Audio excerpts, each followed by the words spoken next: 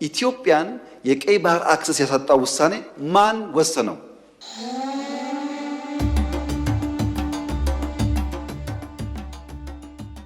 ሀገር የተሰረቀችው ጉደኛዋ ኢትዮጵያ። ለ30 ዓመታት ተከብሮ የነበረው የኢትዮጵያ የባህር በር ጥያቄ የተቀበረበትን መቃብር በመፈንቀል አፈር አቧራውን በማራገፍ ዳግም ወደፊት መጥቶ ይገኛል። ኢትዮጵያም ይህን ታሪካዊ፣ ተፈጥሯዊ፣ ጂኦፖለቲካዊ መብቴን ካላግባብ ተነፍጌ እገኛለሁ፣ እባካችሁ ፍትሕ የሚገባችሁ፣ ሰላም የሚያሳስባችሁ ሁሉ ጉዳይን ልታዩልኝ፣ ሽምግልናም ልትቀመጡልኝ እያለች ሞትወቷን ቀጥላለች። ይህ በር ተዘግቶ መላ የተፈለገበትን ልዑክ ተልኮ የተመከረበትን ጉዳይ ነበር በቅርቡ በተካሄደው የሕዝብ ተወካዮች ምክር ቤት ስብሰባ ላይ በሉ ከፈለጋችሁ ስሙት ሲሉ ጠቅላይ ሚኒስትር ዶክተር አብይ አህመድ ይፋ ያደረጉት።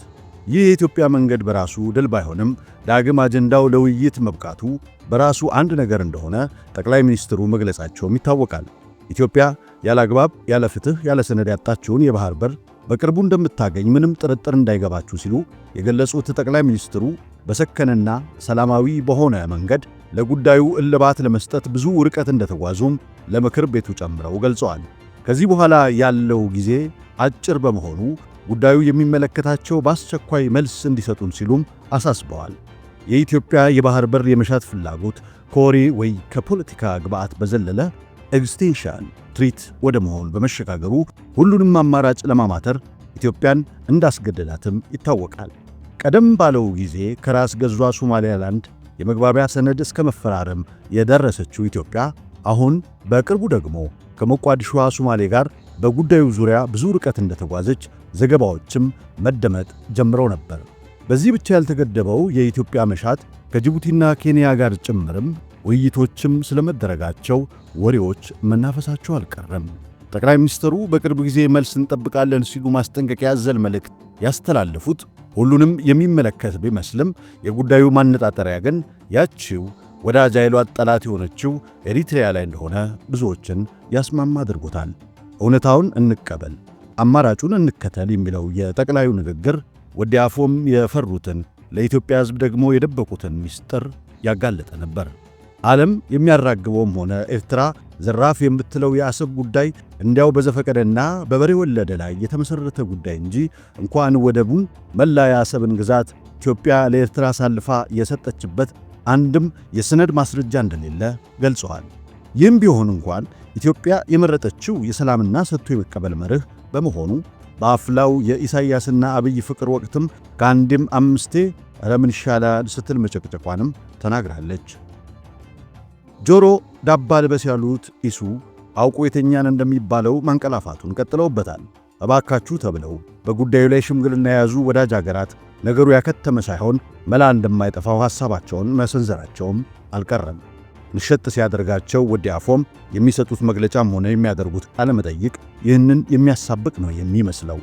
መሽቶ ሲነጋ ደግሞ ሐሳባቸውን በመቀየር ኧረ ምን ሲደረግ ሲሉ የሚደመጡት ወዲ አፎም ከኢትዮጵያ ጠላቶች ጋር የሸረቡት ሴራ ያማረላቸው ሲመስላቸው እንዲህ እንደሚያደርጋቸውም ይነገራል። ሳውዲ አረቢያን ከጀርባ አድርጎ የሚንቀሳቀሰው የግብፅና የኤሪትሪያ ግንባር ዋነኛው ውጫዊ ሴራ ሸራቢ ሲሆን የኢትዮጵያን ወደ ቀይ ባህር መመለስ በስጋት የምታየው ሳውዲ ስሪቷ ጸረ ኢትዮጵያ ከሆነችው ግብፅ ጋር በማበር የማይቀረውን የኢትዮጵያ የቀይ ባህር ጉዞ ለማደናቀፍ መሞከራቸው አልቀረም። ሀብለው ገና ከጅምሩ እባብ ለእባብ ይተያያል ካብ ለካብ በሚለው መርህ ላይ ግንኙነታቸውን የመሠረቱት ሻዕቢያና ህወሓት የሰሞኑ ከበሮ ድለቃቸው ኤርትራ የውስጥ ደጀን ያገኘች እንዲመስላት ሳያደርጋት አልቀረም ሲሉ ሐሳብ የሚሰነዝሩም ይገኛሉ። የህወሓትን እንመለስበታለን። መጀመሪያ እስቲ ስለ አሰብ። ጠቅላላው የአሰብ አካባቢ የአሰብን ወደብ ጨምሮ በፈረንጆቹ 1908 በኢትዮጵያና በጣሊያን የተደረገ የቅኝ ግዛት ውል ተብሎ በሚታወቀው ሰነድ ላይ የተካተተ አልነበረም። የአፍሪካ የቅኝ ዘመን ማክተሙን ተከትሎ የአፍሪካ አንድነት ድርጅት የተገበረው የቅኝ ግዛት ሐተታ መርህ መሠረት ለአዲሶቹ የአፍሪካ ሀገራት የድንበርና አወሳሰን እንዲረዳ ዓለም አቀፍ መሠረታዊ የሕግ መርህ ወይንም ዩቲ ፓሲሲቲስ ጁሪስ የሚዳኝ መሆኑን ተቀብሏል። በኢትዮጵያና በኤርትራ ጉዳይ ግን ይህ መርህ ተግባራዊ ያልተደረገ ሲሆን በተለይ ከቅኝ ግዛት ነፃ በመውጣት የራሴን ነፃነት አውጃለሁ ያለችው የ1983ቷ ኤሪትሪያ በፍጹም በዚህ ቅኝ ግዛት መርህ አልነበረም የግዛት ወሰኗ የወሰነችው። ከዚህም በተጨማሪ ኤርትራም ሆነች የአሰብ ግዛት በፈረንጆቹ እስከ 1889 ድረስ በኢትዮጵያ ስር የሚገኙ ራስ ገዝ አስተዳደር ለመሆናቸው ብዙ ማስረጃ ማቅረብ ይቻላል። በቅኝ ግዛት ዘመን የሁኔታዎች መለዋወጥ መከሰቱ ባይቀርም ከአፄ ኃይለ ሥላሴ እስከ ደርግ የመጨረሻው የሥልጣን ዘመን ድረስ ሁለቱም ቦታዎች ታሪካዊ ወደ ሆነው ቦታቸው መመለስ ችለው ነበር። የኢትዮጵያና ኤርትራ አንድ ወይስ ሁለት ሀገርነት በራሱ አከራካሪ በሆነበት በቀደምቱ ዘመን ድንበር ሰፍሮ የመለየቱ ነገር ሚዛን የሚደፋ ጉዳይ አልነበረም። በመሆኑም ወረቀት ላይ የሰፈረውም ሆነ መሬት ተለክቶ የተሰመረው ድንበር ማግኘትን አስቸጋሪ ያደርገዋል። በአፄ ኃይለ ሥላሴ ዘመን ጉዳያቸውን ከሁለትነት ወደ አንድነት ያመጡት ሀገራት ድንበር የመለየት ነገር የውስጥ ጉዳያቸው ሆኖ ነበር። ከ40 ዓመታት በኋላ ደግሞ እንደገና ወደ ሁለትነት የተቀየሩት ኢትዮጵያና ኤሪትሪያ የቅኝ ዘመን ማክተምን ተከትሎ ሀገራቱ የግዛታቸውን ድንበር የወሰኑበት መርህ የተከተለ አልነበረም። በኢትዮጵያና በኤርትራ ተደረሰ በተባለው የአልጀርስ ስምምነትም የሀገራቱን ድንበር በወረቀት በመለየት ረገድ የቅኝ ግዛት ውሎችን ከዓለም አቀፍ ሕግጋት ጋር በጋራ ተግባራዊ እንዳደረገ ይጠቀሳል። ይህም ቢሆን በዘመኑ ኢትዮጵያ ከቅኝ ገዢዋ ጣሊያን ጋር ያደረገችው ስምምነቶች በተለይም በ1908 አውሮፓውያን አቆጣጠር በተካሄደው መሠረት ሲሆን ይህም ውል የምስራቁን የጠረፍ ግዛት ለመለየት ያሰበ በመሆኑ እስከ ደቡብ ያልዘለቀ የአሰብ ወደብንም ከጉዳዩ ያላካተተ ነበረ። በድንበር መለየት ስምምነቱ አጠቃላይ የአሰብ ግዛት የተካተተ ባለመሆኑ ምክንያት ግዛቱም ሆነ ወደቡ የኢትዮጵያ አካል ብቻ ይሆናል ማለት ነው። በአጠቃላይ በአዋጅ ቁጥር 225/2000 መሠረት የተደረሰው የአልጀርሱ ስምምነት በሥራ አስፈጻሚ ፖለቲከኞች የተፈረመ ሰነድ ከመሆኑ በዘለለ በኢትዮጵያ ሕገ መንግሥት አንቀጽ 55/12 መሠረት በሕዝብ ተወካዮች ምክር ቤት የጸደቀ ድንጋጌ አያደርገውም። የጸደቀ ድንጋጌ ነው ከተባለም አሁንም በዚሁ ሕገ መንግሥት በዚሁ አንቀጽ መሠረት ሊከተል የሚገባውን ሥርዓት የተከተለ ባለመሆኑ በዚህ ሕገ መንግሥት መሠረት ውድቅ የሚደረግ ይሆናል። ይህ እንደሚያሳየው አግባብነቱን ያልተከተለ ማንኛውንም አካሄድ የሕጋዊነትን ጉዳይ ጥያቄ ውስጥ ስለሚከተው የአልጀርሱ ስምምነት አሁንም ከጨዋታ ውጭ የሚሆን ጉዳይ ነው የሚሆነው።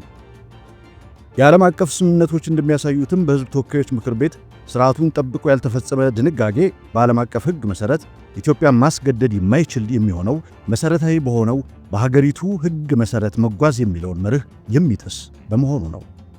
የጦርነት ጅማሮ ወይንስ ድንገተኛ ግጭት? ከሰሞኑ የአፋር ብሔራዊ ክልላዊ መንግሥት ባወጣው መግለጫ ከጥፋቱ የማይማረው የጉጅሌው ቡድን ሲል የገለጸው ህወሓት በአፋር ክልል ዞን 2 የሚገኙ 6 መንደሮችን በመውረር በሰላማዊ ዜጎች ላይ የተለመደ የሽብር ተግባሩን ጀምሯል ማለቱ ይታወቃል። ይህን የአፋር ክልል መግለጫን በሚደግፍ መልኩ አዲሱ ፓርቲ ስምረት ማረጋገጫ መስጠቱ ይታወቃል። ካረጀው የህወሓት ቡድን ራሱን በመገንጠል በወጣቶችና ተራማጅ ኃይሎች እንደተመሠረተ የሚታወቀው ዲሞክራሲያዊው ስምረት ለትግራይ በጊዜያዊው ፕሬዝዳንት በአቶ ጌታቸው ረዳ በኩል ባስተላለፈው መልእክት በአፋር ክልል ብቻ ሳይሆን እዚያው ትግራይ ውስጥም በአዲው ጅራትና በራያ አዘቦ ወረዳዎች በሚገኘው የትግራይ የሰላም ኃይል ላይ ጥቃት ሰንዝረዋል ብሏል። ህወሓት በበኩሉ ባወጣው አጸፋዊ መግለጫ ትግራይን ለማወክ እርስ በእርስ ለማድማት ሆነ ተብሎ በአፋር ክልል ታጣቂዎች እንዲደራጁና እንዲታጠቁ ምቹ ሁኔታ በመፍጠር በመደገፍና ተልእኮ በመስጠት በትግራይ ላይ ተደጋጋሚ የጠብ አጫሪነት ተግባር ሲፈጽም ቆይቷል፣ አሁንም እየተፈጸመ ነው ይላል። ከ3 ዓመት በፊት ግብዓተ መሬቱ ተፈጽሞ የነበረው ህወሓት እንደ እባብ ቆዳውን በመክፈፍ ዳግም ማንሰራራቱም ይታወቃል። የፕሪቶሪያው ስምምነት የማርያም መንገድ የሆነለት ህወሓት የሰሞኑ እንቅስቃሴው የመጨረሻ ፍልሚያ እንደሚሆንም ይጠበቃል። የእርስ በእርስ መነካከሱ አንደኛው ሲሆን አዲሱ አሰላለፍ ደግሞ ፍልሚያውን የዋንጫ ያደርገዋል። የቀጣዩ ጦርነት አይቀሬነት ሲፈተሽ ደንታቢሶቹ አረጋውያን የህወሓት ታጋዮች ዘመኑን የዋጀ የፖለቲካ ስልትን ለመከተል አቅሙም ፍላጎቱም ያላቸው አይመስሉም። ዛሬ ላይ በጠላትነት የተፈረጁት የቡድኑ ቁልፍ ሰው አቶ ጌታቸው ረዳ ይህን ሐቅ ለአደባባይ ያቀረቡት በከፍተኛ መሸማቀቅ ውስጥ ሆነው ነበር። እንደ ቡድን ለሠራሁት ስህተት ኃላፊነቴን ወስዳለሁ ያሉት አቶ ጌታቸው የአዛውንቶቹ ስብስብ ግን ከውንብድናና ከድንቁርና በዘለለ ለትግራይ ሕዝብም ሆነ ለኢትዮጵያ የሚፈቅደው አንዳች ነገር እንደሌለ ተናግረዋል። በዚህ ብቻ ያልተገቱት አቶ ጌታቸው ይህን ቡድን እስከ መጨረሻው ለመፋለም አዲስ አሰላለፍ የመረጡ ሲሆን የጀመሩት ከሰመረላቸው ትግራይም ደህና ኢትዮጵያም ጤና ይሆናሉ። የህወሓት ዋነኛ ቁማር ግን ከቀድሞ ወዳጃቸው ጋር ያደረጉት አሰላለፍ እንደሆነ በብዙዎች ዘንድ ይጠቀሳል። በሳንጃ ለሳንጃ መሙሸላለቅ፣ የቆሰሉ አካላቸው በቅጡ እንኳን ጠፈፍ ሳይል ዳግም ከኢሳያስ ጋር መሰለፍ ለህወሓት ኪሳራ እንደሆነም ይነገራል። ይህም በትግራይ ህዝብ፣ በፌዴራል መንግስቱና በዓለም አቀፍ ወዳጆቻቸው ጭምር ትልቅ ኪሳራ ላይ የሚጥላቸው ነው የሚሆነው። ከደረሰበት በትር በቅጡ እንኳን ያላገገመው የትግራይ ወጣት ከትላንት ደመኛው ጋር ተሰልፎ ኢትዮጵያንም ሆነ ዲሞክራሲያዊ ስምረትን መውጋት የህወሓት የቅብጠት ሕሳቤ ከመሆኑ እንደማይዘል የሚታወቅ ሆኗል። ለሞክረው ቢል እንኳን አዲሱ ተገንጣይ ኃይል የፌዴራል መንግስቱና አይናችሁ ላፈር ያላቸው የውጭው ኃይል በአንድ ላይ የሚዘምተው አሮጌው ህወሓት ላይ እንደመሆኑ መጠን የህወሓት ታሪክ ዳግም ላይነሳ መቀበሩ የሚጠበቅ ተገማች ነገር ይሆናል። አይቀሬው የኢትዮጵያ የባህር ጉዞም አንድ እርምጃ ወደፊት የገፋ ይሆናል። አሁን ላይ ያለው ፖለቲካዊ ሁኔታ ይህን ሲመስል በአሰብ ወደብ ጉዳይ የውጭ የውስጥም ኃይሎች የኃይል አሰላለፋቸውን የለዩ ይመስላል። በግልጽ እንደሚታወቀው የኢትዮጵያ የመጀመሪያ እርምጃ ለውስጥ ጉዳዩ መፍትሄ መስጠት ይሆናል። ህወሓት እዚህ ግባ የሚባል ፈተና እንደማይሆንም ይገመታል ይጠበቃልም። ለውጭው ኃይል በተለይ ለሳውዲ ጠንካራ ዲፕሎማሲያዊ ያስፈልጋል። ቀጣዩ ሥራም ነው። ግብፅ ያው ግብፅ ነች።